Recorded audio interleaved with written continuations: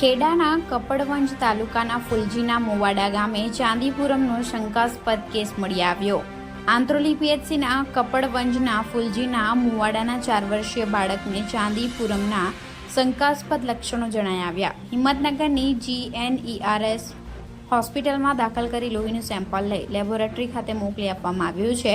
જિલ્લા આરોગ્ય ટીમ દ્વારા ફોગિંગ તેમજ ડોર ટુ ડોર સર્વે સહિતની કામગીરી હાથ ધરવામાં આવી રહી છે।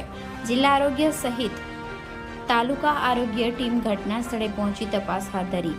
Bureau chief Rakesh Jhala, Gujarat crime news, Kapadvanj.